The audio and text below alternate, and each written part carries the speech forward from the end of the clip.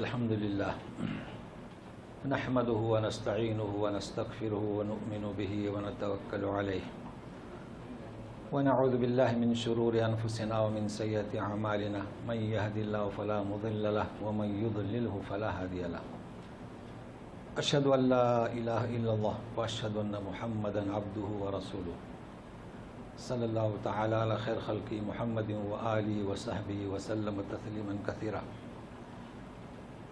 اما بعد فیا ایھا الناس اتقوا ربکم الذی خلقکم من نفس واحدہ وخلق منها زوجها وبث منهما رجالا كثيرا ونساء واتقوا الله الذي تساءلون به والارحام ان الله كان عليكم رقيبا یا ایھا الذین آمنوا اتقوا اللہ حق تقاته ولا تموتن الا وانتم مسلمون یا ایھا الذین آمنوا اتقوا اللہ وقولوا قولا سدیدا یصلح لکم اعمالکم ویغفر لکم ذنوبکم ومن یطع اللہ ورسولہ فقد فاز فوزا عظیما۔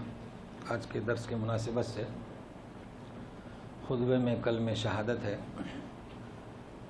اور آج کا درس جو ہے ہمارا یہ چوتھی مجلس ہے۔ سورہ قصص آیت نمبر ہے 61، تو ذہن میں رکھنا ہے 60 نمبر آیت میں ذکر ہوا تھا فَمَتَاعُ الْحَيَاةِ الدُّنْيَا وَزِينَتَهَا، یعنی دنیاوی زندگی کا سر و سامان،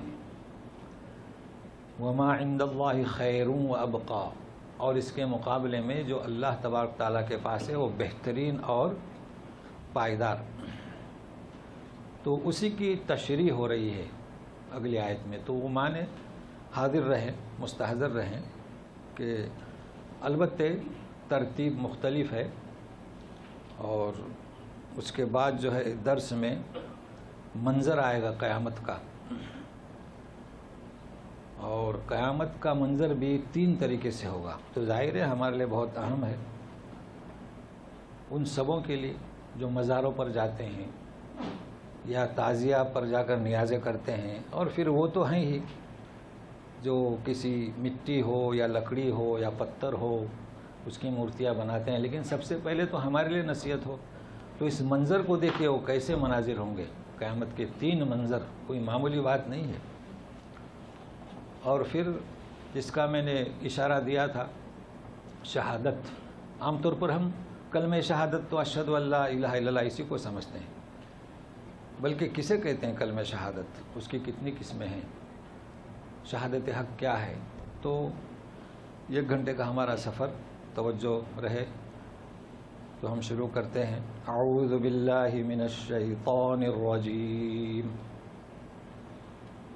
افمن وعدناہ وعدا حسنا فہو لاقیہ کمن متعناہ متاع الحیاة الدنیا ثم هو یوم القیامة من المحضرین۔ تجوید میں تو میں بتا چکا ہوں، اکثر ہمارے یہاں دنیا پڑھتے ہیں تو صورت میں نون گننے کا اضافہ ہوتا ہے، تو ٹھیک ہے اردو میں دنیا کہیں، لیکن قرآن شریف میں جب پڑھیں گے تو دن یا کئی دفعے بتلا چکا ہوں۔ تو ترجمہ سنیے، اف یعنی بھلا، وہ شخص، من ہم نے وعدہ کیا اس کے ساتھ، وعدن حسنا اچھا وعدہ، اور اس وعدے کو فہو لاقی، لاقی استعمال ہوتا ہے اس وعدہ تک وہ پہنچے گا، یعنی اسے پائے گا۔ جانتے ہیں یہاں جب کوئی چیز آپ خرید و فروخت کرتے ہیں تو آپ نے کہا کہ معافی، تو جواب میں کہتا ہے فعل لاگی، یہ لاگی، تو استعمال ہوتا ہے۔ تو فہو لاگی یعنی وہاں پائے گا اس کو، یہ اللہ تعالیٰ فرماتے ہیں کہ ہم نے ایک وعدہ کیا وہ اسے پائے گا۔ تو ایک پہلو ہوا ترجمہ، دوسرا پہلو سنیے، کیا وہ اس طرح ہو سکتا ہے جسے ہم نے دنیا کا سر و سامان دیا، یہ دوسرا جملہ ہوا۔ تیسرا سنیے، بہت اہم ہے، هو یوم القیامت من المحضرین، قیامت کے دن اس کی پیشی ہوگی۔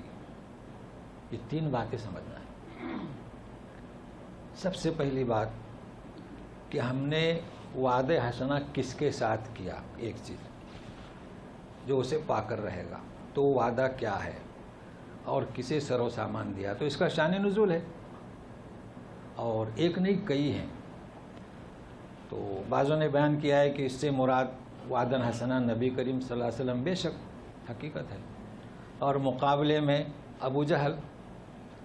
بعضوں نے کہا کہ عمار اور اس کا آقا، یعنی جو ہوتے تھے نا غلام، ایمان لے آتے تھے، مگر سب سے بہترین یہ ہے کہ اس کو مطلق رکھا جائے کہ نبی کریم صلی اللہ علیہ وسلم بھی اس میں شامل ہیں، ابو لہب اور ابو جہل بھی شامل ہیں، اور ہم بھی، تو ہر ایک پر یہ صادق آئے گا، ہم آج بھی ہم بھی اس میں شامل ہوں گے، آئندہ آنے والی نسل بھی شامل ہو سکتی ہے۔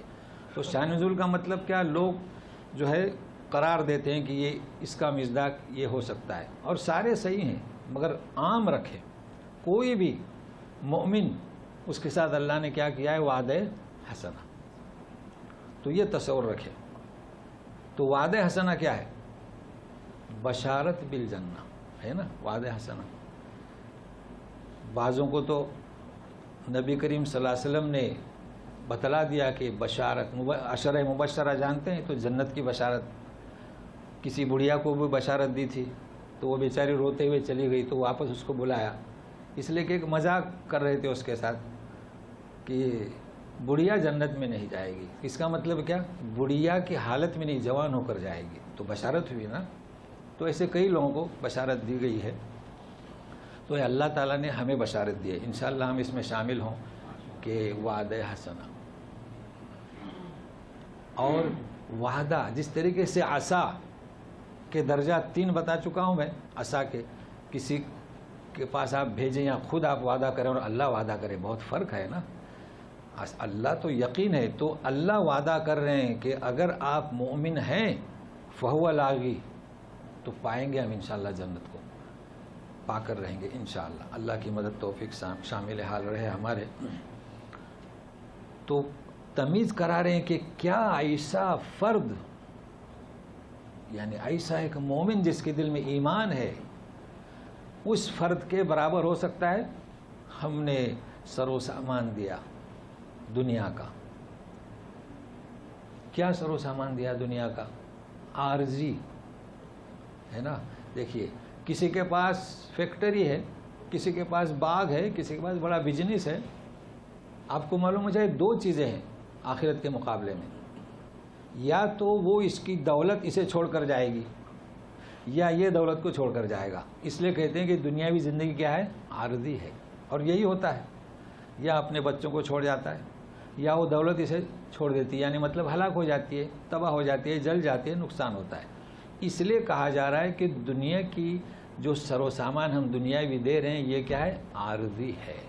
حالانکہ آج لاکھوں کروڑوں کے لوگ مالک ہیں، ہم دنگ رہ جاتے ہیں، مگر اسے عارضی کہہ رہے ہیں، تو اس کی یہ وجہ ہے۔ تو یہ برابر نہیں ہو سکتے، کیونکہ ایمان کی جو دولت ہے، یہی وہ بنیاد ہے کہ انسان اپنی کروڑوں کی جائیداد کی پرواہ نہیں کرتا۔ پرواہ کس کی کرتا ہے، ایمان کی، کیوں، تو ایمان کے ساتھ کیا ہے، وعدہ ہے۔ اگر وہ کلمہ کفر کہے یا اپنا دین تبدیل کرے، تو یہ ایسی چیز کو اہمیت دے رہا ہے، یا وہ چھوڑ کر جائے گا یا وہ چیزیں اسے چھوڑ دیں گی، لہٰذا اس کا ایمان اسی لیے قائم رہتا ہے، اور پھر اللہ تعالیٰ اسے توفیق دیتے ہیں، ہمت دیتے ہیں کہ وہ باقی رہے۔ یہ فرق ہے۔ لیکن ابھی 2 چیزیں اس میں سمجھنا ہے۔ پہلی بات یہ ہے کہ قیامت کے دن یہ ایسا فرد جسے دنیاوی نعمتوں سے نوازا ہے، محضرین کسے کہیں گے؟ دیکھیے ایک تو یہاں پر بھی ہم حاضر ہوئے ہیں، یہاں حاضری دی ہے، لیکن محضرین اسے نہیں کہتے ہیں۔ محضرین کسے کہتے ہیں؟ کورٹ سے آرڈر نکلا، آج تو اس کو اچھی طرح سمجھتے ہیں کہ فلاں تاریخ کو اس کے ہمارے سامنے پیش کیا جائے، تو جب کورٹ کا آرڈر نکلا، محکمے کا، تو اس میں خیر کا پہلو نہیں ہے، حاضر ہونا ہے، تو اسے کہتے ہیں۔ اس لیے ترجمہ اس کا بعضوں نے کیا ہے کہ اللہ کی روبرو پیش کیے جائیں گے، تو ہم پیش کیے نہیں جائیں گے، فرق ہے۔ ہمارا تو استقبال ہوگا، مہمانی ہوگی، میزبانی ہوگی، مگر یہ پیش کیے جائیں گے، تو پیش کیے جانے میں کیا ہوتا ہے، خیر کا مادہ نہیں رہتا ہے، تو یہ من المحضرین کہا جا رہا ہے۔ لیکن اب سوال یہ آتا ہے، ذرا اس کو غور سے سنیں، اس آیت کی جو روح ہے،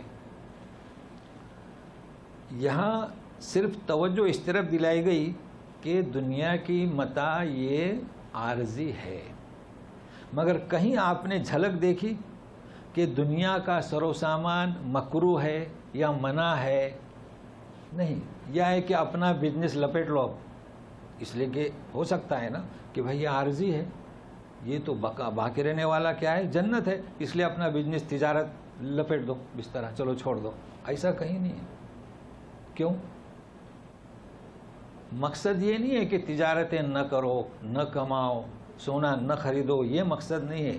مقصد یہ ہے کہ جب آپ ان چیزوں کو استعمال کریں گے تو آپ کے مد نظر رہے کہ فنا کیا ہو رہا ہے اور کون سی چیز ہونے والی ہے اور باقی کون سی ہے۔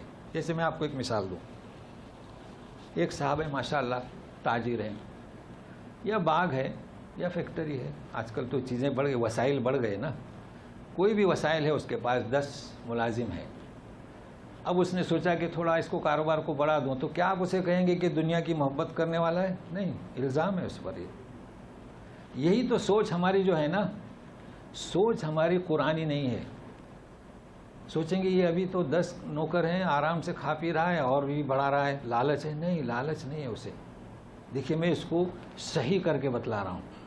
آپ کی سوچ، انسان کی فکر، دیکھیے 10 آدمی ہیں اس کے پاس، 10 فیملیاں رزق پا رہی ہیں، گویا کہ اس کے پاس 10 فیملیوں کے دنیا کی روزی کے، دنیا کے فضل کے وسائل ہیں، جسے آپ کہتے ہیں ذریعے ہیں، سبب ہیں۔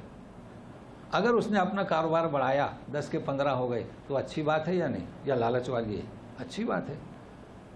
تو یہ نہیں کہا گیا کلام پاک میں، احادیث میں کہ آپ نے کاروبار کم کرو، بند کرو، نہیں، بلکہ توجہ دلائی گئی کہ کہیں ایسا موقع آ جائے کہ اس کا تقابل اور موازنہ آخرت کی نعمت کے ساتھ، تو آپ کسے اختیار کریں گے؟ آخرت کو۔ یہ ہے۔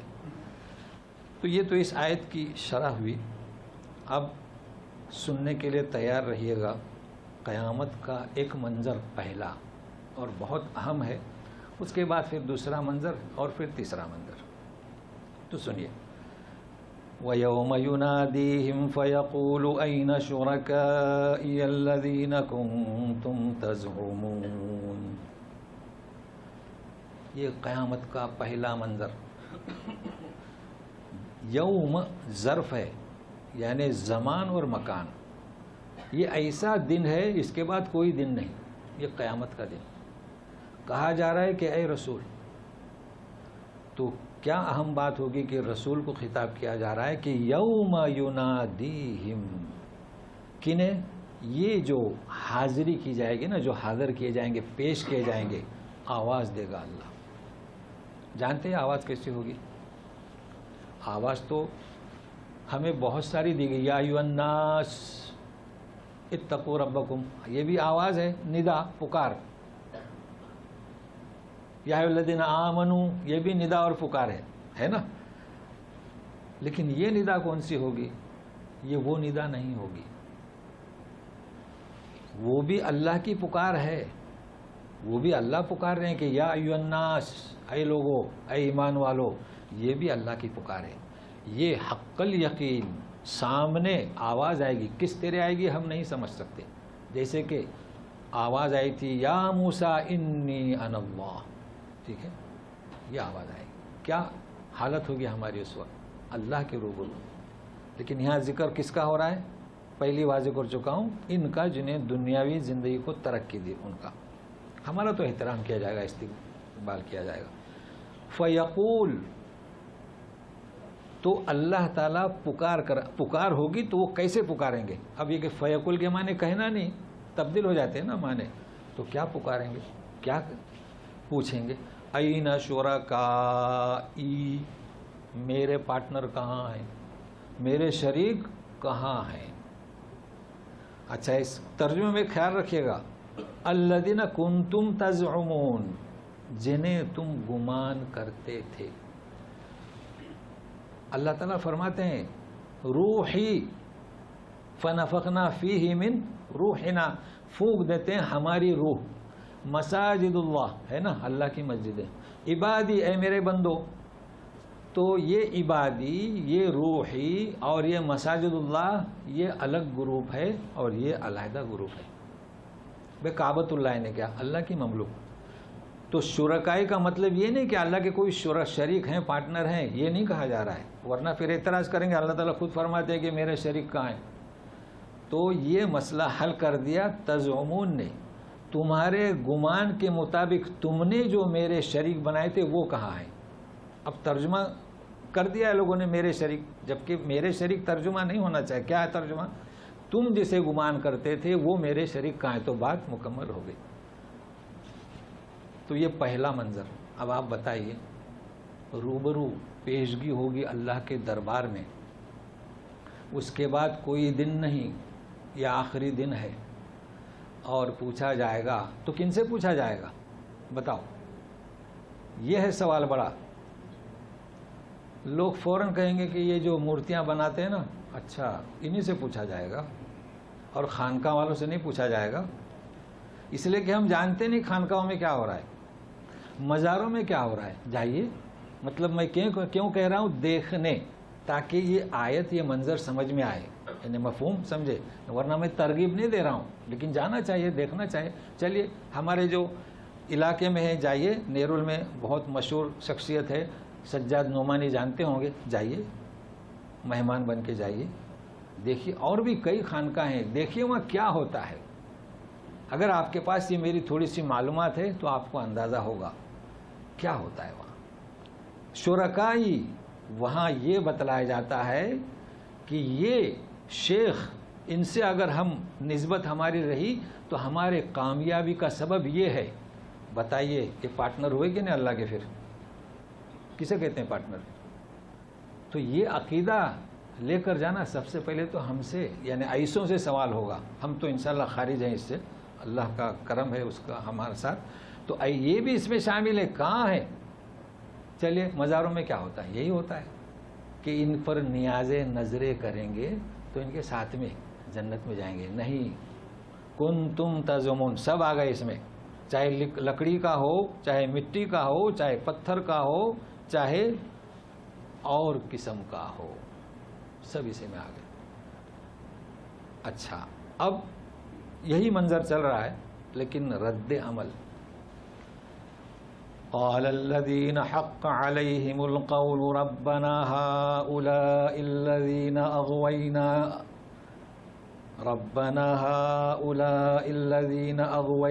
أغويناهم كما غوينا تبرأنا إليك ما كانوا إيانا يعبدون. ذرا غور کیجیے، اغویناہم کما غوینا، بہت اہم ہے. کیا جواب دیں گے؟ پہلے کون؟ جن پر یہ بات ثابت ہوگی، یعنی جو لوگوں کے گمان کے مطابق اللہ کے پارٹنر، یعنی لوگوں کا گمان. اس لیے بات واضح ہو گئی کھل کر. دیکھیے کیا کہیں گے، اے ہمارا رب. اچھا، رب کا اعتراف کریں گے. ہؤلاء الذین اغوینا، اغونا یعنی کیا؟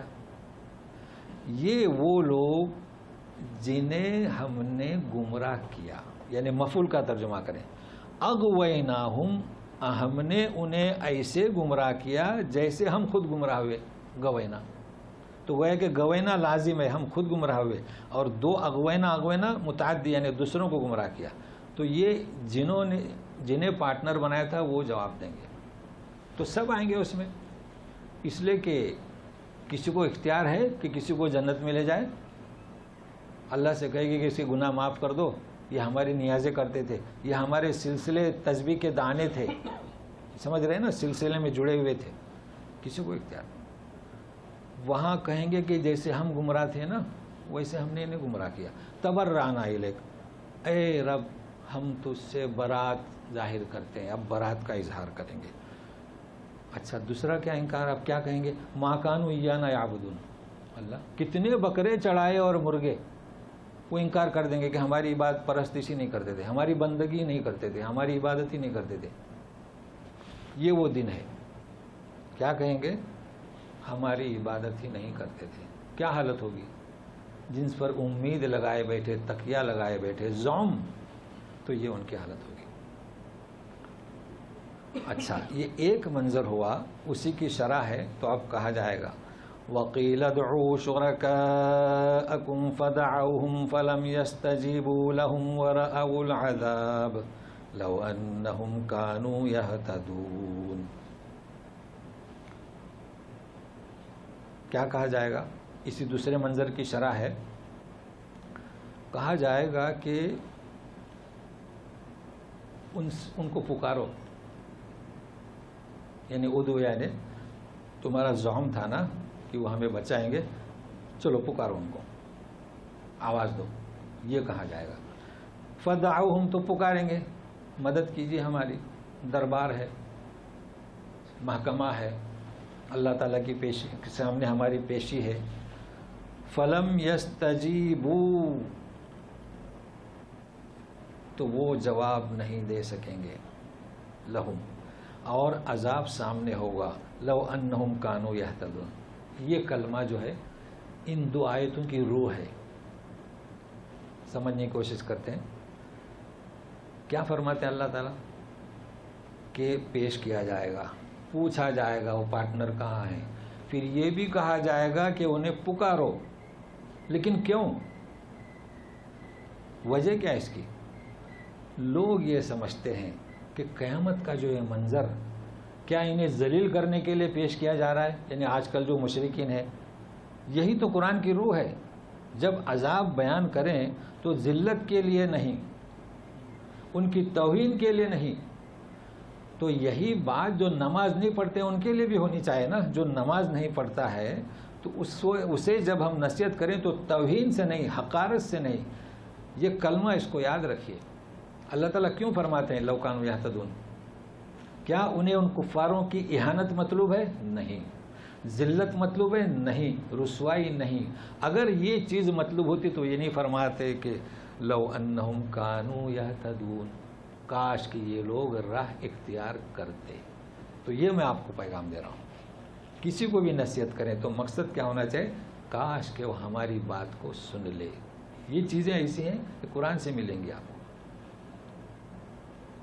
تو یہ ایک منظر ہوا، جیسے میں ذکر کیا تھا کہ ایک منظر. اور یقین مانیے، آپ جب کسی کو نصیحت کریں تو یوں سمجھیں کہ میں بھی پہلے ایسے ہی تھا، میں بھی اسی شرک میں ملوث تھا، بدعت میں ملوث تھا، نماز کا پابند نہیں تھا، تو یہ چیز پیدا ہوگی. لیکن اگر ہم یوں سمجھیں، فخر کریں ہم تو راہیاب ہیں، سامنے گمراہ ہے، تو اس آیت کا مصداق نہیں بن سکتے. لیکن اب دوسرا منظر سنیے. کیا منظر ہے دوسرا؟ دیکھیے، میں نے اس طریقے سے آسان کر دیا کہ سمجھ میں جلد آ جائے. وَيَوْمَ يُنَادِيهِمْ فَيَقُولُ مَاذَا أَجَبْتُمُ الْمُرْسَلِينَ فَعَمِيَتْ عَلَيْهِمُ الْأَنبَاءُ يَوْمَئِذٍ فَهُمْ لَا يَتَسَاءَلُونَ. یہ دوسرا منظر، پھر اس کی شرح ہے. دوسرا منظر کیا ہوگا؟ دیکھیے، جب پکارا جائے گا کہ تم نے ہمارے نبیوں کو کیا جواب دیا. دیکھیں، قیامت کے دن، اس دن، اس کے بعد کوئی دن نہیں ہوگا. دیکھیں، نوعیت تبدیل ہو گئی نا. تو کس سے پکارا جائے گا؟ پھر ہماری توجہ دوسری طرف. کیا ہم سے نہیں پوچھا جائے گا؟ سب سے پہلے ہم سے پوچھا جائے گا. بھائی نبی آئے تھے نا، تو ہم نے نبیوں کو کیا جواب دیا؟ تو کیا مطلب کیا جواب دینے کا؟ ابھی تو بڑی وضاحت سے آ رہا ہے درس کے اختتام پر. جواب دینے کا مطلب یہ ہے کہ اشہد ان لا الہ الا اللہ و اشہد ان محمد رسول اللہ. یہ تو اقرار ہوا، یہ تو اقرار ہوا، یہ جواب نہیں ہوا ہے. تو گویا کہ نبی کے تعلیمات کے مطابق اپنی زندگی کو تبدیل کیا. کیا جواب دیا؟ یہ مراد ہے. ورنہ جواب دے دیا کہ انک رسول اللہ، ہر نبی کو مان لیجئے، اور پھر وہی بدعت، شرک، خرافات. تو پوچھا جائے گا. یقیناً جو اس وقت مربوط ہیں اپنے اپنے زعما سے، چاہے وہ مزارات کے ہوں، چاہے وہ مذاہب کے ہوں، اب تو سمجھتے ہیں لوگ مذہب کو، چاہے وہ خانقاہ کے ہوں، اگر ان کا زعم یہ ہے کہ اس کی بنیاد پر ہم اگر جنت میں جائیں گے، تو یہ جواب نہیں ہوا نبیوں کا، یہ جواب نہیں ہوا قرآن کا، یہ جواب نہیں ہوا احادیث رسول صلی اللہ علیہ وسلم کا. تو یہ دوسرا منظر ہے. مگر کیا جواب کیا دیں گے؟ فعمیت علیہم الانباء. اچھا عمیت یعنی اندھا، تو معنی مستعار لیے گئے، اور انبا نبا کی جمع، تو وہ سب بھول جائیں گے یوم اذن، یعنی گم ہو جائیں گے، کچھ نہیں کہہ سکیں گے. یہاں نیازیں ہوتی تھی نا، نظریں ہوتی تھی نا، اندھے ہو جائیں گے یعنی بھول جائیں گے. فہم لا یتسالون، بات ہی نہیں کر سکیں گے، کسی کو پوچھیں گے بھی نہیں. دیکھیں یہاں تو پوچھتے ہیں نا، وکیل ساتھ میں رہتا ہے حمایت کرنے کے لیے، دفاع کرنے کے لیے، ہماری جانب سے جواب دینے کے لیے سب. ولا یتسالون، نہ کانا پوچھی ہوگی نہ کچھ. تو یہ وہ منظر ہے. یہ کون سا منظر ہے؟ دوسرا. اب اس منظر کی تھوڑی سی شرح ہو رہی ہے تو سنیے گا. فَأَمَّا مَن تَابَ وَآمَنَ وَعَمِلَ صَالِحًا فَعَسَىٰ أَن يَكُونَ مِنَ الْمُفْلِحِينَ. تو جو کوئی توبہ کرے، ایمان لائے، اعمال صالحہ کرے، یقین مانیے کہ وہ کامیابی والوں میں سے ہوگا. یہ عسا آ گیا. عسا کے معنی تو شک کے ہوتے ہیں، مگر اللہ کی طرف منسوب ہو تو یقین، کیونکہ اللہ تعالیٰ فرما رہے ہیں کامیابی. لیکن اس آیت کی روح کو ذرا سمجھے، یہ کس کے لیے ہے؟ لوگ سوچتے ہیں ہمارے لیے. نہیں، ہمارے لیے نہیں. ہم تو مومن ہیں. ابھی تو ہم نے کہا انشاءاللہ ہم تو ان لوگوں میں شامل ہوں گے جن میں ہمارا استقبال کیا جائے گا. تو پھر یہ کس کے لیے؟ ذرا غور سے دیکھیے، غور سے دیکھیے. فَأَمَّا مَن تَابَ، توبہ کیا. کس سے توبہ کیا؟ شرک سے. جو اس نے زعما بنائے تھے نا، شرکا پارٹنر بنائے تھے، اس سے توبہ کیا. اور ایمان لایا. بتائیے ہم مومن ہیں کہ نہیں؟ تو ہم ایمان لانے کی کیا ضرورت ہے؟ بھائی ہم تو مومن ہیں. تو ذکر ہمارا تمہارا آپ کا نہیں ہو رہا ہے. ہم تو مومن ہیں. ہمارے لیے سورہ توبہ میں آیت گزر چکی ہے ایمان والوں کی. جس نے کسی خطا سے گناہ کیا تو فوراً کوئی نیکی کر دے. سمجھ رہے ہیں؟ تو یہ آیتیں ہیں، کہیں پر ایمان کا ذکر نہیں ہے. تاب وعمل صالحا، اور یہ کہ ان کے لیے ہے. ایمان لانا ضروری ہے. اگر زعما ہے، اب بھی گھمنڈ ہے ان مزاروں پر یا ان خانقاہوں پر، اس سلسلے پر، یہ بات ذرا تلخ رکھتی ہے لوگوں کو، اس لیے کہ بڑے بڑے لوگ بھی ان خانقاہوں میں ابھی تک ہیں، ملوث ہیں، اپنا شیخ بنا لیتے ہیں. اگر ہے زوم تو توبہ کریں اور اس کو ہٹا دیں، اس عقیدے کو. ایمان و عامل صالح، ظاہر ہے کہ اعمال صالح، اس لیے کہ توبہ کسے کہتے ہیں جانتے ہیں آپ؟ انسان توبہ اسے کہیں گے کہ اس عمل کو ترک کر دے، پھر اس پر نادم ہو اور بتائے اچھے اعمال کر کے. ورنہ اچھے اعمال نہیں کر رہا ہے تو وہ توبہ نہیں ہوئی. تو سنیے، یقیناً وہ فلاح پانے والوں میں سے ہوگا. یہ کون کہہ رہا ہے؟ اللہ تبارک تعالیٰ. یقین دیکھیے، تو کہیں بھی امید جہاں دی جا رہی ہے اللہ تعالیٰ یقین کے ساتھ آپ کامیاب ہو گئے، اور جہاں عذاب کا ذکر ہو رہا ہے لعلہم یہتدون، کہیں بھی حقار، کیونکہ ہم سب اللہ کی مخلوق، سب اس کے بندے ہیں. اللہ تعالیٰ کا کوئی ارادہ نہیں کہ کسی کو عذاب دیں. اب اس آئندہ جو آیت ہے اس کا شان نزول یہی اسی سے ہے. یہ جو اوپر جو آیت گزری نا کہ کون بہتر ہے، یہ بہتر ہے جسے ہم نے وعدہ حسنہ سے، یعنی نبی کریم صلی اللہ علیہ وسلم. تو مشرکین رؤسا یہ کہتے تھے کہ اس کا پس منظر اگلی آیت کا سنا دوں کہ نبی کریم صلی اللہ علیہ وسلم دعویٰ کر رہے ہیں نبوت کا.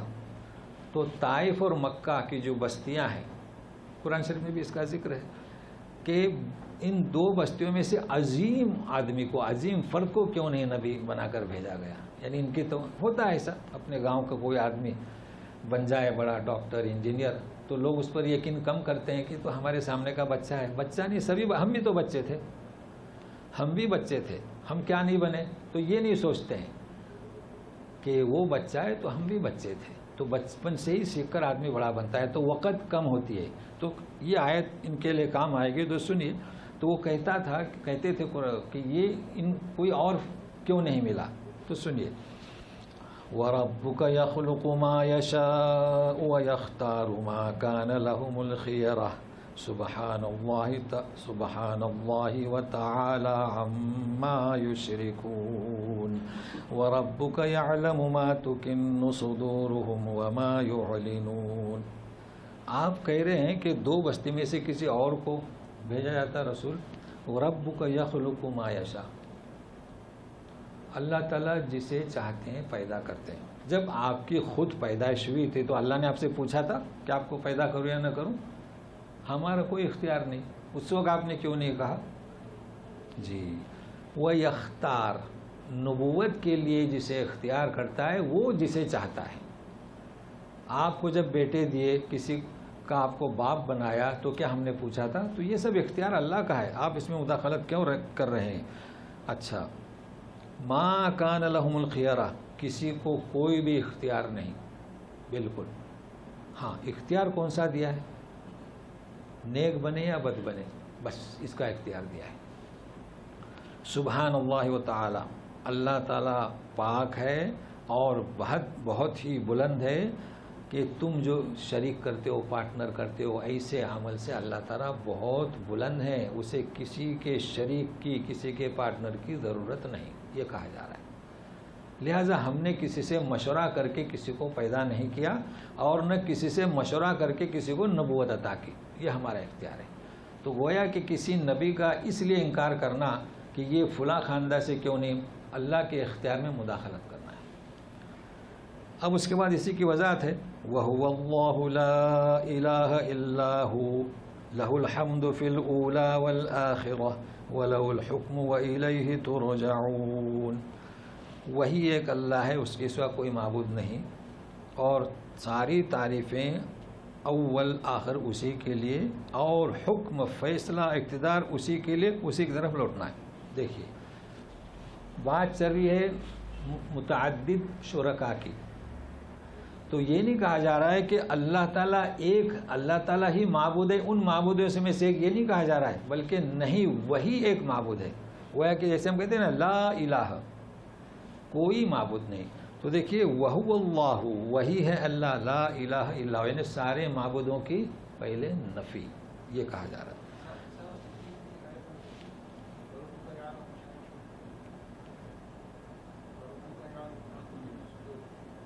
اچھا چھوٹ گئی، ہاں،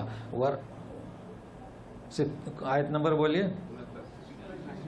69. اچھا ہاں یہ چھوٹ گئی جی. وَرَبُّكَ يَعْلَمُ مَا تُكِنُّ صُدُورُهُمْ وَمَا يُعْلِنُونَ. جی تیرا رب اچھی طرح جانتا ہے. تُكِنُّ صُدُورُهُمْ، دیکھیں یعلنون کے مقابلے میں ہے، اصل میں یہ اپنے دل میں کیا چھپائے ہوئے ہیں. کہتے کیا تھے؟ کہتے یہ تھے کہ ان دو بستیوں میں سے کسی اچھے بہترین شخص کے پر کو نبی کیوں نہیں بنایا گیا.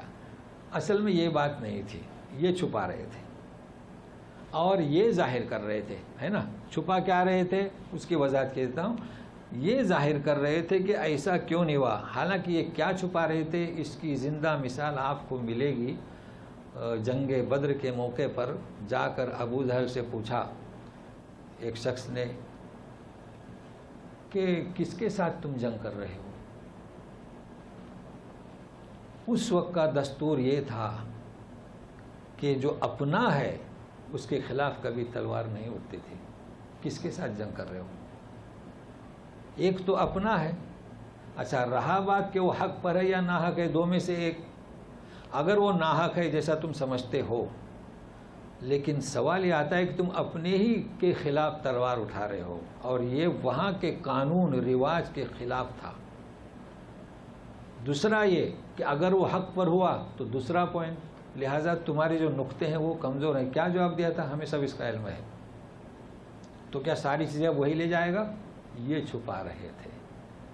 یعنی انہیں جو تکلیف تھی وہ کس کی کہ ہمارے حصے میں بھی کچھ آئے، ہمارے گھر کا فرد بھی نبی بن جائے، یہ سیادت قیادت ملے، تو یہ چھپا رہے تھے. بہرحال اللہ تعالیٰ فرماتے ہیں کہ وہ خوب جانتے ہیں. وَرَبُّكَ يَعْلَمُ مَا تُكِنُّ صُدُورُهُمْ وَمَا يُعْلِنُونَ. اور حقیقت یہ ہے کہ اختیار سب اللہ کو ہے.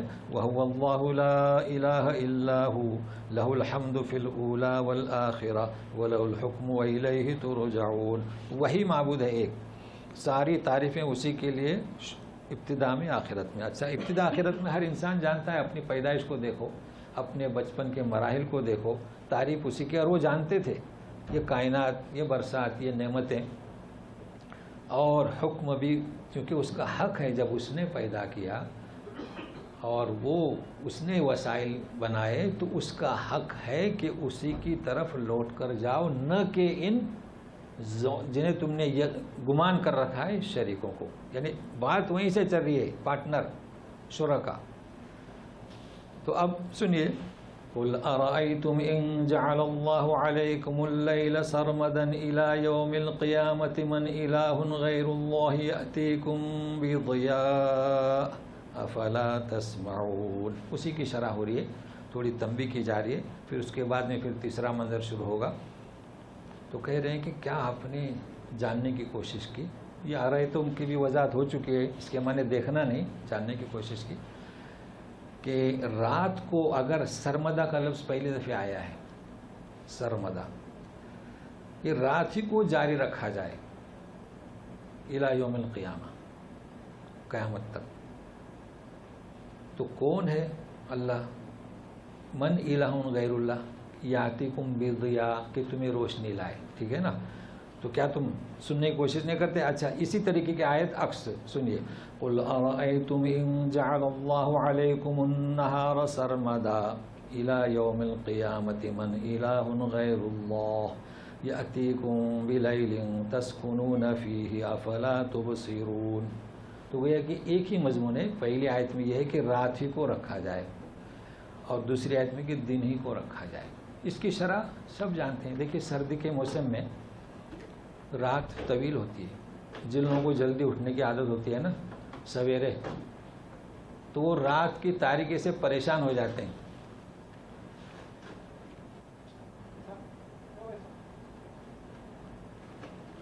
رات کی تاریکی سے یہ پریشان ہو جاتے ہیں،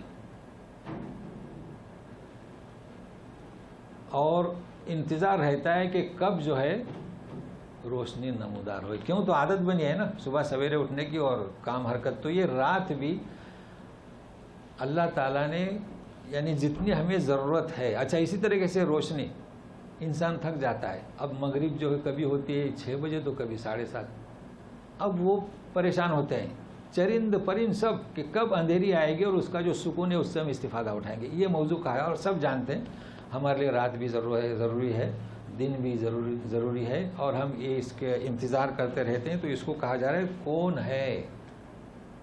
اگر دن ہی دن رکھا جائے تو دیکھیے ان لوگوں کی کیا حالت ہے جہاں 6 مہینے دن اور جہاں 6 مہینے رات، اور ہمارے پاس تو یہ نعمت ہے۔ تو یہ للکارا جا رہا ہے، تو پہلی آیت میں کہا جا رہا ہے افلا تسمعون، یعنی کون سے دلوں کے کانوں سے سنو۔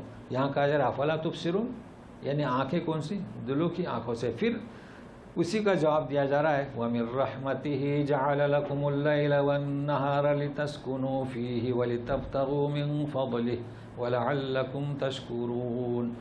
اصل میں اللہ کی رحمت ہے کہ اس نے تمہارے لیے رات اور دن بنایا تاکہ تم سکون حاصل کرو، اور تاکہ اس میں اللہ کا فضل حاصل کرو، تاکہ تم اس کی قدر کرو، شکر کرو۔ اور یہ اچھی طرح واضح ہم پر کہ ہم دن میں کماتے ہیں، ہماری حرکتیں ہوتی ہیں، اور رات میں سکون اختیار کرتے ہیں۔ اب تیسرا منظر ہے، اور یہی جو ہے سمجھنا ہے، یعنی اس کی روح ہے، سمجھنا تو سب ہے، لیکن آج کا جو تیسرا منظر ہے تو خاص توجہ چاہتا ہوں، آخر میں بھی ہے، اور اس منظر کو اگر آپ سمجھتے ہیں تیسرے منظر کو تو بہت اچھی بات ہے، چونکہ لوگوں کا تصور بھی کچھ غلط ہے، دنیا میں پایا جاتا ہے۔ تو سنیے، تیار رہیے خاص اس منظر کو دیکھنے۔ وَيَوْمَ يُنَادِيهِمْ فَيَقُولُ أَيْنَ شُرَكَائِيَ الَّذِينَ كُنتُمْ تَزْعُمُونَ وَنَزَعْنَا مِن كُلِّ أُمَّةٍ شَهِيدًا فَقُلْنَا هَاتُوا بُرْهَانَكُمْ فَعَلِمُوا أَنَّ الْحَقَّ لِلَّهِ وَضَلَّ عَنْهُمْ مَا كَانُوا يَفْتَرُونَ۔ یہ دو آیتیں ہیں، اس در کی انشاءاللہ آخری آیتیں ہوں گی، چونکہ یہاں کئی چیزیں سمجھنا ہے۔ کیا کہا جا رہا ہے؟ تیسرا منظر میں کیوں کہہ رہا ہوں؟ یہ وہ منظر نہیں کہ کہا جائے گا کہ کہاں ہے تمہارے معبود، یہ وہ منظر بھی نہیں کہ کہا جائے گا کہ تم نے کیا جواب دیا، وہ منظر بھی نہیں۔ یہ کون سا منظر ہے؟ انہیں بھی سامنے کھڑا کر دیا جائے گا۔ اللہ اللہ، ہمارے رسول بھی سامنے ہوں گے۔ اس لیے میں کہہ رہا ہوں نا کہ میں جو اب بات بتلا رہا ہوں یہ حق شہادت ہے، یہ کوئی معمولی بات نہیں ہے کہ سب سامنے ہوں گے۔ ہمارے خانقاہ کے شیخ بھی ہوں گے اور جن پر ہم نے توکل کیا ہے اور جن کا بھی عقیدہ ہمارے دل میں ہے کوئی بھی ہوں سب سامنے. جب رسول انبیاء سامنے ہوں گے تو سنیے پکارا جائے گا, کہیں گے کہ کہاں ہے میرے شریک پارٹنر جن کو تم گمان کرتے. یہ آیت تو اوپر گزر چکی ہے, مگر دیکھیے وَنَزَعْنَا مِن كُلِّ أُمَّةٍ شَهِيدًا, ہر امت میں سے ایک گواہ کو وہاں ہم آ کے کھڑا کر دیں گے. کون ہے یہ گواہ؟ نبی کریم صلی اللہ علیہ وسلم ہے نا ہمارے پاس. یہ تو میں مثال دے رہا ہوں, سارے انبیاء من کل ہے, من کل امتن آ کے کھڑے ہوں گے. سنیے ابھی فَقُلْنَا هَاتُوا بُرْهَانَكُمْ, پھر ہم کہیں گے کہ تم آپ دلیل دے دو, اب لاؤ بتاؤ. انبیاء ہیں, تمہارے رہبر ہیں, سب سامنے کھڑے ہوں گے.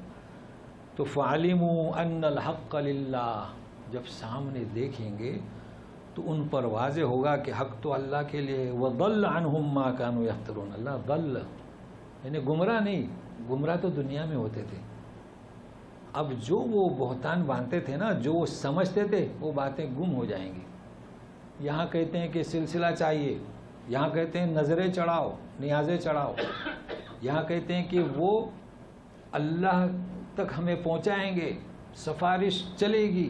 وہاں کوئی سفارش نہیں چلے گی, نہ کوئی خلا ولا بیون ولا خلت ولا شفا, سب گم. یہ وہ منظر. لیکن سمجھنا کیا ہے, دیکھیے پہلی بات تو یہ ہے کہ یہ کیا ہے, یہ شہید من کل امت شہیدن, گواہ سمجھتے ہیں نا. گواہ تو وہ ہوتا ہے کہ کوئی حادثہ اس نے دیکھا تو اسے بلایا جاتا ہے, چونکہ وہ دیکھ چکا ہوتا ہے تو وہاں گواہی دے, ہے نا. یہ ہوتا ہے گواہ. ایک تو یہ ہوتا ہے. ایک ہوتا ہے وہ شہید جو اپنی جان قربان کر دے, اس کا ذکر نہیں ہے, اس گواہ کا ذکر ہے, جسے ہم کہتے ہیں شاہد, گواہی دو. اچھا, اللہ تعالیٰ فرماتے ہیں سورہ بقرہ 143 میں وَكَذَلِكَ جَعَلْنَاكُمْ أُمَّةً وَسَطًا لِتَكُونُوا شُهَدَاءَ عَلَى النَّاسِ, ہے نا. شہید کی جمع کیا؟ شہداء. تو ہماری جو امت ہے یہ بہترین امت کیوں؟ ایک تو تأمرون بالمعروف و تنہون عن المنکر, یہ تو سب جانتے ہیں کہ امر بالمعروف نہی عن المنکر, اس کا بھی آج موضوع نہیں ہے. لیکن دوسرا کیا کہ شہداء علی الناس, تم لوگوں پر گواہ ہوں گے. یہ گواہی کیا, یہ مجھے سمجھانا ہے. وَيَكُونُ الرَّسُولُ عَلَيْكُمْ شَهِيدًا, رسول ہم پر گواہی دیں گے. دیکھیں رسول, ہمارے رسول نے گواہی دے دی, تو وہ کیا گواہی دی اسے سمجھنا ہے بس تھوڑے سے وقت میں. پھر اللہ تعالیٰ فرماتے ہیں سورہ نساء 135 کہ کونوا قوامین للہ شہداء بالقسط, اٹھ کھڑے ہو جاؤ اللہ کے لیے گواہی دینے. یہ کیا گواہی ہے, کیا شہادت ہے شہداء یہ. اور پھر تیسرا ہے کہ سورہ بقرہ 140 میں ومن اظلم ممن کتم شہادت عنده من اللہ, اس سے بڑھ کر ظالم کون ہوگا جس نے شہادت کو چھپا دیا. تو شہادت کا کیا مطلب؟ دیکھیے شہادت کا مطلب ایک تو جو عام طور پر ہمارے یہاں مشہور ہے کہ اشہد ان لا الہ الا اللہ و اشہد ان محمد رسول اللہ. یہ شہادت کیا ہے؟ اقرار, ہم ایمان کے دائرے میں داخل ہوئے. اس کو فرق کو کیسے سمجھے میں بتاتا ہوں. لا اکراہ فی الدین, دین میں کوئی زبردستی نہیں. یہ کس کے لیے؟ جو ابھی خارج اسلام ہے. تو جب دین میں داخل ہوا اب لوگ سمجھتے ہیں کہ اس پر بھی زبردستی نہیں. جو دین اس نے قبول نہیں کیا اس پر کوئی زبردستی نہیں. تلوار کی نوک پر کلمہ مت پڑھو. لیکن جب کلمہ پڑھ لیا تو اب وہ مسلمان ہو چکا نا, اب اس پر شرائط ہیں. جیسے کہ کسی کمپنی میں ہم جاتے ہیں, کوئی بھی جائے انٹرویو کے لیے, کوئی بھی کپڑا پہنے, ٹوپی پہنے نہ پہنے, ہری پینٹ پہنے, ہے نا. لیکن جب انٹرویو میں پاس ہو گیا تو جب کام پر جائے گا تو کیسے جائے گا؟ اس کا جو یونیفارم ہے. تو یہ لا اکراہ فی الدین کا مطلب ہے. تو یہ قریب ہوگا شہادت کو سمجھنے کے لیے. دیکھیے یہ جو شہادت ہم پڑھتے ہیں یہ اقرار کے لیے آپ اسلام میں داخل ہوئے, یہ ایک شہادت ہے. اور اس کے بارے میں یہ بھی بیان کر چکا تھا, آج وہی خطبہ پڑھا. نحمدو و نستعینو, پھر نشہدو نہیں ہے, اشہدو. ہر ایک فرد کو گواہی دینا ہے. تو یہ اس لیے سمجھا رہا ہوں کہ کل قیامت کے دن ہر ایک فرد سے پوچھا جائے گا کہ تم نے حق کے شہادت ادا کیا کہ نہیں. تو لوگ کہیں گے ہاں ہم نے تو بچپن سے پڑھا اشہد ان لا الہ الا اللہ و اشہد ان محمد رسول اللہ, اس کا نام حق کے شہادت ہے. اچھا ہم کہتے ہیں شہادت یہ دو ہیں, کتنی ہے شہادتیں؟ یہ 2 ہے نا، شہادت الوہیت، شہادت رسالت۔ جب کوئی مسیحی ایمان لاتا ہے تو اس کو 3 پڑھاتے ہیں، آپ کبھی غور سے سنیے، اشہد ان لا الہ الا اللہ واشہد ان محمدن عبدہ ورسولہ واشہد ان عیسیٰ عبد اللہ ورسولہ، پڑھاتے ہیں نا۔ ہاں، یہ سب اس لیے میں بتلا رہا ہوں کہ کل قیامت میں وہ کون سی شہادت ہم سے پوچھی جائے گی۔ اگر ہم یہ سمجھتے ہیں یہی تو فٹ سے پڑھ لیں گے اشہد اللہ، نہیں، اس کا نام شہادت نہیں۔ رسول کو گواہ پیش کیا جائے گا، نبی کو اور ہمیں، تو یہ کون سی شہادت ہے؟ سنیے، یہ شہادت کون سی ہے؟ اس کا نام ہے شہادت حق۔ کیا؟ شہادت حق۔ کیا مطلب شہادت حق؟ شہادت حق 2 طرح سے ہے کہ یہ شہادت جس طریقے سے نبی کریم صلی اللہ علیہ وسلم نے صحابہ تک پہنچائی نا، پورا دین پہنچایا اور پوچھا کہ میں نے پہنچایا، بلغ تو بولے ہاں، یہ شہادت، حق کی شہادت۔ اب یہ کس کی ذمہ داری؟ ہماری، تو ہم یہ لوگوں تک پہنچائیں شہادت۔ یہ تو ہم نے پڑھ لیا، اس کے بعد ذمہ داری کیا ہے؟ لوگوں تک۔ تو کیا پہنچائے لوگوں تک؟ ہم پہنچا رہے ہیں۔ لوگ یہ سمجھتے ہیں کہ لوگوں تک پہنچائیں، کسی کو مسلمان بنائیں، یا نہیں، پہلے تو لوگ سمجھتے ہیں لوگوں کو نماز کی طرف بلائیں، روزے کی طرف بلائیں، حج کی طرف بلائیں۔ اس کا نام بھی شہادت نہیں، یاد رکھنا، اس کا نام حق کی شہادت نہیں۔ یہ تو آپ اصلاح معاشرہ کر رہے ہیں، ٹھیک ہے، اچھی بات ہے، لوگوں کو نماز کے لیے بلائیے، درس کے لیے بلائیے، حج کے لیے لے جائے، سب ساری نیک چیزیں، لیکن شہادت حق یاد رکھنا اس کا نام نہیں ہے۔ قیامت میں جو ہم سے پوچھا جائے گا وہ شہادت حق، وہ کیا ہے؟ کہ اس دعوت کو غیروں تک پہنچائیں، کہ یہ زعماء، یہ باطل، سب سے پہلے ہمارا فرض ہے ان خانقاہوں میں جائیں، مزاروں پر جائیں، اور جہاں شرک ہو رہا ہے ان تک اس دعوت کو پہنچائے گا۔ ایسا دعوت کیسے پہنچائیں؟ دیکھیے، دعوت پہنچانے کی 2 شکلیں، ایک زبانی اور ایک عملی، اس کو بھی یاد رکھیے۔ زبان میں سب آتا ہے، چاہے آپ لیکچر دیں، چاہے آپ قلم چلائیں، چاہے آج جو ٹیکنالوجی کے وسائل ہیں سارے، آج کل تو بہت ہیں، میڈیا ہے، چینل ہے، ٹی وی ہے، سی ڈیاں ہیں، سب یہ زبان میں آتے ہیں۔ زبان سے لوگوں تک پہنچائیں، سمجھائیں کہ حق کیا ہے، یہ باطل ہیں، یہ شرکاء آپ کے گمان کے تعلق سے ہیں، ان کی کوئی حقیقت نہیں، یہ ہے شہادت حق۔ عملی کون سی ہوگی؟ عملی یہ ہے کہ ہم خود ایسے اعمال لوگوں کے سامنے پیش کریں اور شہادت دیں کہ یہ ہے دین، کہ ہمارے اعمال دیکھ کر لوگ مسلمان ہو جائیں ایمان کو، یہ ہے عملی۔ تو یہ دیکھیے، پھر لوگ یہی سمجھتے ہیں کہ نماز ٹھیک ہے، نماز ہماری، اس سے بھی لوگ متاثر ہوئے ہیں، مگر یہ دھوکہ نہ کھائیں کہ صرف نماز دیکھ کر لوگ مسلم نہیں، معاملات دیکھیے، اڑوس پڑوس میں ہمارے ہاں غیر مسلم ہے، کرسچن ہے، ہندو ہے، بدھ مت ہے، جو بھی ہے، ہمارے معاملات سے متاثر ہو جائے تو ہمارے اعمال ایسے ہوں کہ ہم انہیں حق کی شہادت اپنے عمل سے پہنچائیں، تو یہ شہادت کے معنی ہوئے۔ لیکن ہماری حالت کیا ہے جانتے ہیں؟ کیا بیان کروں میں؟ ہم سب سے پہلی بات تو یہ ہے کہ ہمارا زبانی شہادت اور عملی شہادت کیا ہے، میں آپ کو بتاؤں۔ ہم زبانی شہادت کیا دے رہے ہیں؟ کتنے لوگ ملیں گے آپ کو کہ وہ زبانی شہادت کیا دیں گے؟ ابھی میں نے ذکر کیا خانقاہوں کا، مزاروں کا، یہ ہماری زبانی شہادت ہیں۔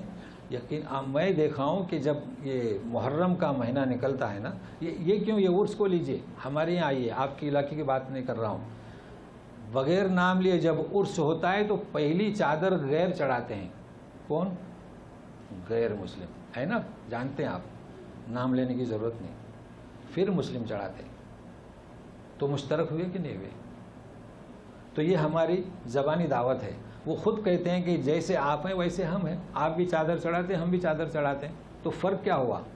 یہ ہماری زبانی اور یہ ہماری عملی شہادت ہے۔ یہ ایک منظر کچھ عجب سا ہے کہ مشترک چادریں چڑھا رہے ہیں، پہلا نمبر ان کا، دوسرا ہمارا، کیا اس کا نام شہادت ہے؟ نہیں، شہادت نہیں۔ اچھا، اعمال میں چلیے، اعمال میں ایک نقطہ میں سمجھانا چاہتا ہوں، آج سمجھنے کی کوشش کرتے ہیں۔ عمل ہمارا یہ ہے لوگ شکایت کرتے ہیں کہ طلاق تم میں زیادہ کیوں ہے، کرتے ہیں نا. آج دیکھیے مسلم کمیونٹی میں طلاقیں زیادہ ہیں، اور کون سی؟ طلاق ثلاثہ. اس نقطے کو لوگ سمجھ ہی نہیں رہے. دیکھیے میں جو مضمون میں بھیجا تھا اس سے مختلف ہے، سمجھنے کی کوشش کریں. طلاق ثلاثہ کو 3 طلاقیں دے ڈالی، اور آج غیروں کو موقع مل گیا اور بڑا جھگڑا فساد اور بڑی رحم و کرم کر رہے ہیں عورتوں پر. پہلے ہم سمجھنے کی کوشش کریں کہ طلاق ثلاثہ ہے کیا.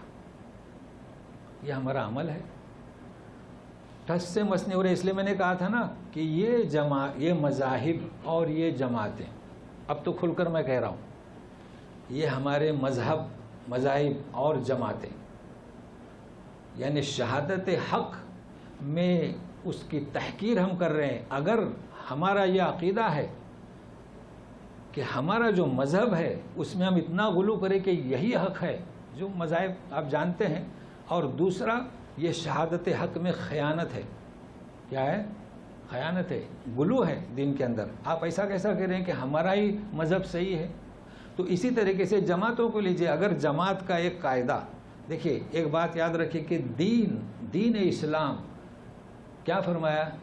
اطیعوا اللہ واطیعوا اولی الامر منکم، اور امیر اور اطاعت ہے نا.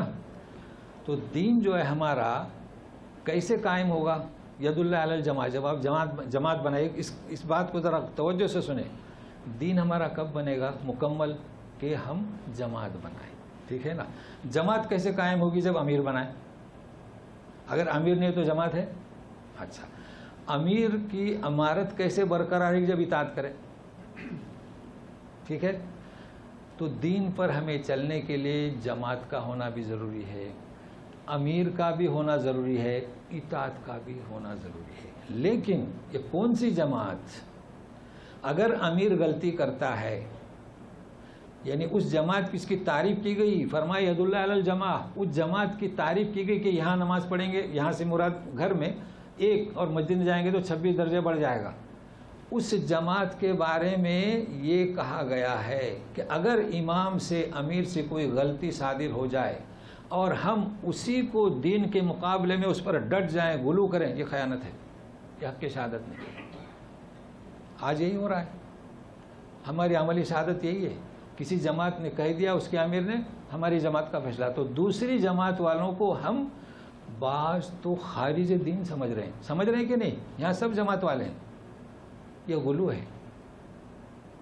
لہذا آپ تو بات کہہ رہا تھا طلاق ثلاثہ کی، تو یہ چیز تو سمجھ میں نا. شہادت حق جو میں سمجھانا چاہتا تھا، اس کے ساتھ ساتھ ایک بات اور سمجھانا چاہتا ہوں. ابھی وقت ہے ہمارے پاس. ایک اور بات طلاق ثلاثہ کی، غور سے سنیے گا کہ ہم کیا غلو کر رہے ہیں.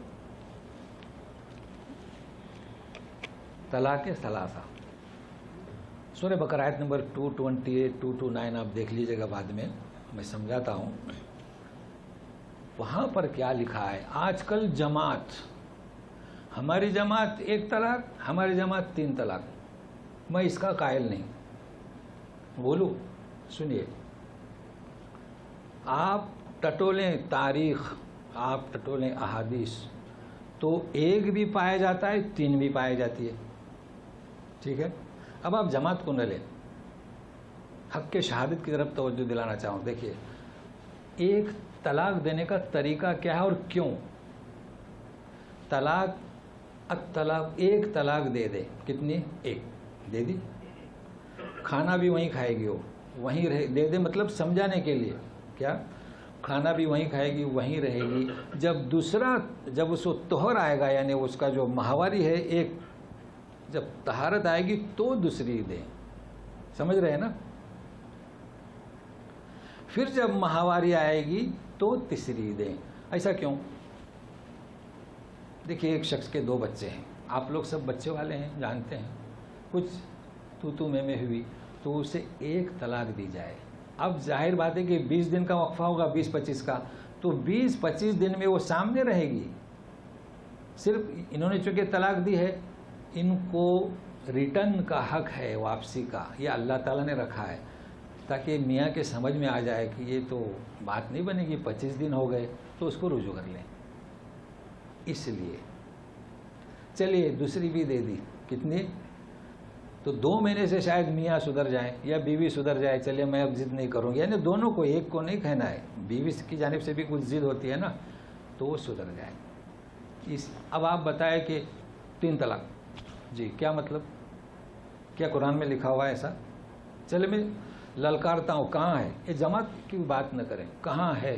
اچھا 3 ہوئی کیسی؟ آپ نے 1 گنے نہیں، 2 گنے نہیں، جمپ لگا دیے 3 پر، ٹیلی فون پر 3 طلاق، بتلائے 3 ہوئی کیسی؟ کہاں دینا چاہے تھی طلاق؟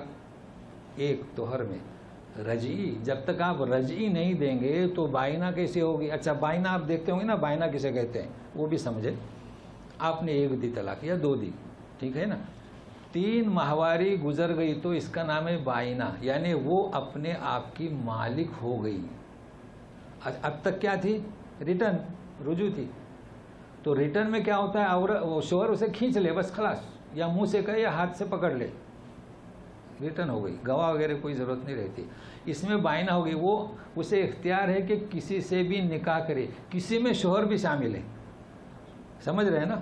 کتنے؟ 2 یا 1، 2 یا 1 اور 3 ماہواری گزر گئی، وہ خود کی مالک ہو گئی، کسی سے بھی شادی کر سکتی ہے، تو کسی میں شوہر بھی شامل ہے۔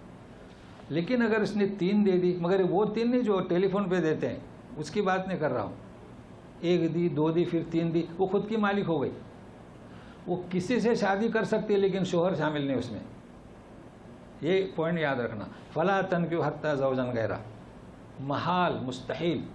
اب وہ کسی سے بھی شادی کرے، پھر اگر وہ طلاق دے دے تو پھر اسے وہ آ سکتی ہے، کیونکہ اب نکاح ہو گیا نا۔ تو یہ ہے طلاق۔ اب ٹیلی فون پہ 3 طلاق، 3 کیسے بھی؟ تو کیوں جھگڑا کر رہے ہیں؟ کیا بات ہے؟ کیوں جھگڑ رہے ہیں؟ اپنی جماعت، اپنا مذہب، تو یہ غلو ہے حق کے شہادت میں۔ بہرحال چند باتیں مجھے بتانا تھا، تو اصل میں یہ دین میں اضافہ ہے۔ اگر اپنے مذہب میں غلو کرتے ہیں، اپنی جماعت میں غلو کرتے ہیں، تو دین ہمارا ثابت ہے، واضح ہے، یہ دین میں اضافہ ہے، اس پر بیٹھ کر سوچنے کی اور سمجھنے کی ضرورت ہے۔ لیکن یہ سب اس لیے ہو رہا ہے کہ ہم شہادت حق کو بھول چکے ہیں۔ تو یہ میری آخری باتیں آپ کے روبرو میں نے پیش کیا۔ آئندہ جو ہے آپ کو معلوم ہونا چاہیے کہ قارون یہ پہلی دفعہ ذکر آ رہا ہے، پورا قصہ ہے، تو اس کو تفصیل سے، اور اس کے بعد ان الذی فرض علیک القرآن، پھر وہی قرآن کا ذکر ہے، تو اس کو سننے کے لیے جو ہے وقت سے پہلے آئیں۔ تو میں اللہ تعالیٰ سے دعا کرتا ہوں کہ ہمارے یہ مذہب کے پرستاروں کو اور جماعت والوں کو اللہ تعالیٰ حق کی شہادت کو سمجھنے کی توفیق عطا فرمائے، تاکہ یہ غیر جو ہے جو اس سے فائدہ اٹھا رہے ہیں، ہم اس سے محفوظ رہیں یا رب العالمین۔ اعوذ باللہ من الشیطان الرجیم۔ وَنَزَعْنَا مِن كُلِّ أُمَّةٍ شَهِيدًا فَقُلْنَا هَاتُوا بُرْهَانَكُمْ فَعَلِمُوا أَنَّ الْحَقَّ لِلَّهِ وَضَلَّ عَنْهُمْ مَا كَانُوا يَفْتَرُونَ۔ سبحانك اللهم وبحمدك أشهد أن لا إله إلا أنت أستغفرك وأتوب إليك۔ جی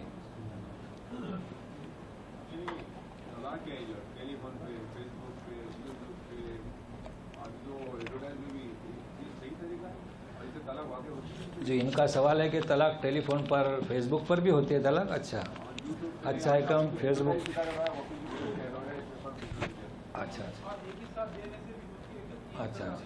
جی اور ان کا سوال ہے کہ ایک ہی ساتھ دینے سے ہوتی ہے کہ نہیں؟ چلیے بہت اچھا، مطلب دلچسپ سوال تھا آپ کا۔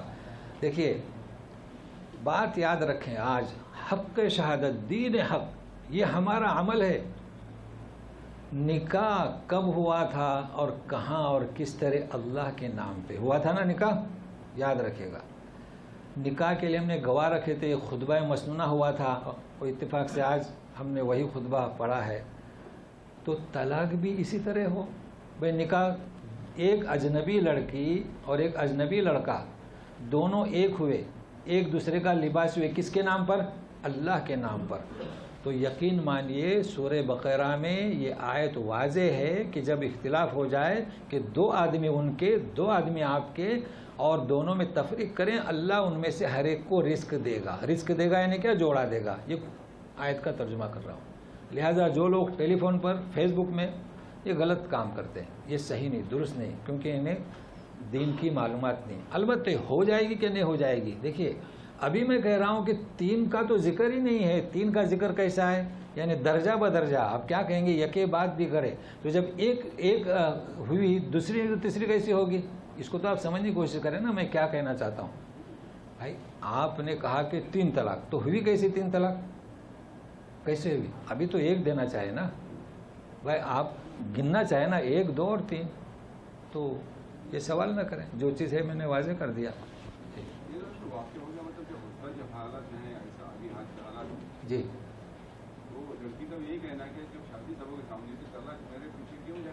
بالکل وہی میں کہہ رہا ہوں۔ نہیں، اس نے اگر طلاق 1 تو واقع ہوگی تو اس میں پریشانی کیا ہے؟ اس کا حل تو بتایا نا میں نے، ابھی 1 مہینہ ہے۔ نہیں 3 تو ہوگی کیسے بھائی؟ آپ نے 1 نہیں دیے، 2 نہیں دیے، تیسری کہاں سے ہوگی؟ یہ تو سوال ہی پیدا نہیں ہوتا ہے 3 کے ہونے کا۔ میں پہلے کہا کہ ان کے علماء کی بات نہ کریں، یہ قیامت میں وہ کیا جواب دیں گے؟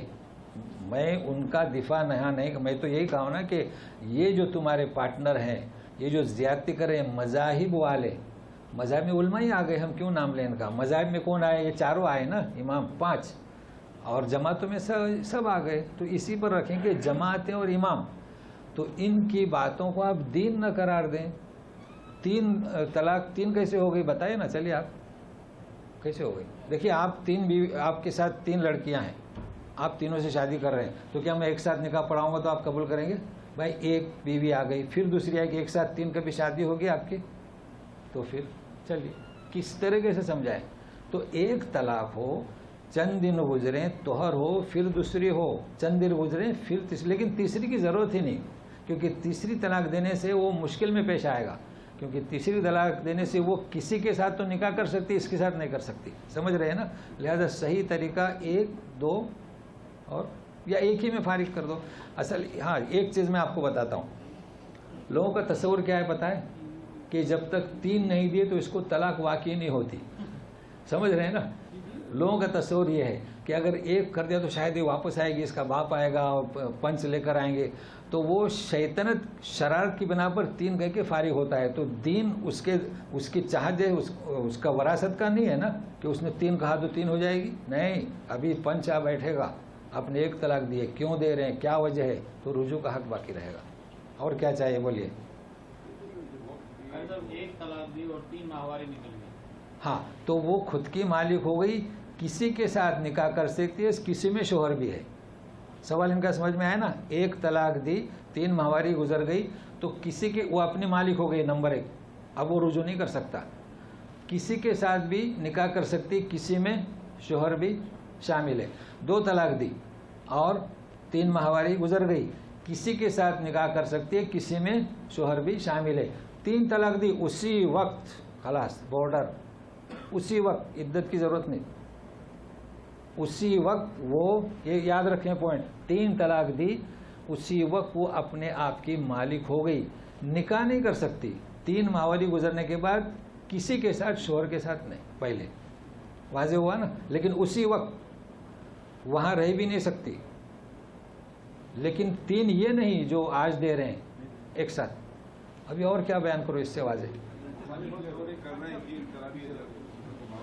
دیکھیے اس پر ضد نہ کریں، مخالفت جو کر رہے ہیں ہمارے بڑے، میں نام لینا مناسب نہیں سمجھتا ہوں، جبکہ تعلیم یافتہ لوگ جب ضد کرتے ہیں نا تو عوام بیچاری کیا کرے گی؟ جی جی ہاں جی جی، صحابہ کے ساتھ جی،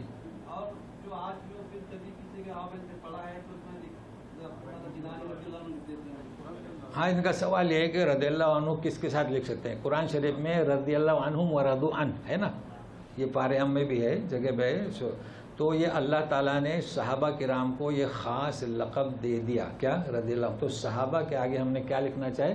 رضی اللہ عنہ۔ سارے انبیاء کے ساتھ تخصص کیا؟ علیہ السلام، اور نبی کریم صلی اللہ علیہ وسلم۔ اس کے علاوہ جتنے بھی بزرگان دین ہیں ان کے ساتھ کیا؟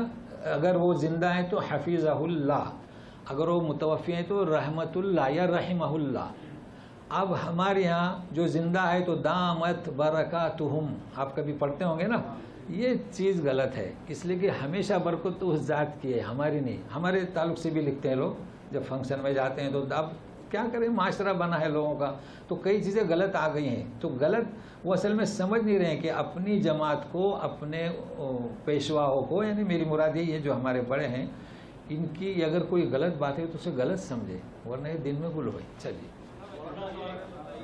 ہاں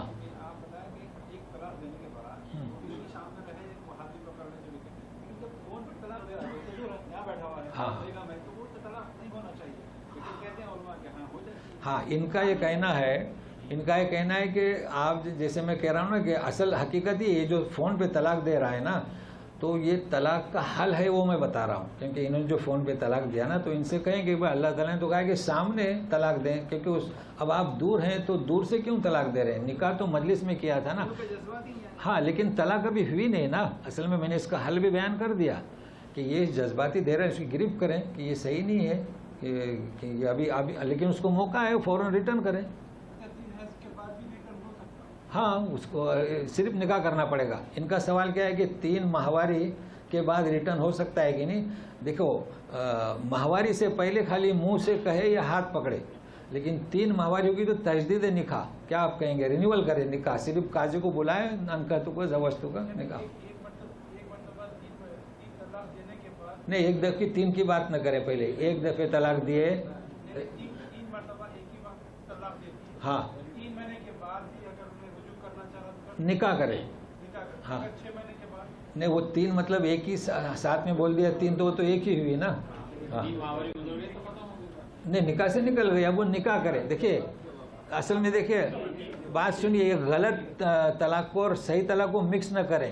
1 طلاق دیا، 2 طلاق دیا، ماہواری گزرنے کے بعد نکاح کرنا پڑے گا صرف۔ پہلا شوہر والا بھی نکاح کر سکتا ہے، لیکن جہاں 3 طلاق دیا تو پہلے شوہر نکاح نہیں کر سکتا، اس پوائنٹ کو یاد رکھیں۔ اب یہ 3 کیسی اس کا ذکر نہ کریں، پھر لوگ کنفیوز ہو جائیں گے نا، وہ تو ہم نے بتلا دیا نا کہ 3 ہوتی نہیں، تو پھر سنیے گا 1 طلاق دیا یا 2 دیا، 3 ماہواری گزر گئی تو ابھی زبانی اور ہاتھ سے ریٹرن نہیں کر سکتا۔ کیسے کر سکتا ہے؟ نکاح کرے، وہ شوہر کے ساتھ کرے، کسی کے ساتھ کرے۔ اچھا اگر 3 ماہواری کے اندر تو زبان یا ہاتھ، اور اگر 3 طلاق دیا ہے تو اسی وقت وہ جدا ہو جائے، یہ رجوع ہی نہیں کر سکتا نہ نکاح سے نہ کسی سے۔ ابھی 3 طلاق کیسے دیا یہ نہ پوچھے، یہ تو ہم نے بتلا دیا نا، پھر لوگ کنفیوز ہے، پھر سوچیں گے نہیں 3 طلاق دینا صحیح ہے، یہ تو ہم نے بتلا دیا کہ بھائی 1 پھر 2 اور پھر 3۔ ہمارے یہاں پر جو اسلام میں جو جھگڑا چل رہا ہے جی پھر یہ کیوں چل رہا ہے؟ اس میں علماء اور مسلمان جو ہیں وہ اس پر کافی بزید کیوں ہیں؟ وہ یہ کہہ رہے ہیں کہ ہمارا جو مذہب ہے نا، شافعی مذہب، اس میں غلو کر رہے ہیں۔ یہ ہونا نہیں چاہیے۔ ہاں نہیں ہونا چاہیے۔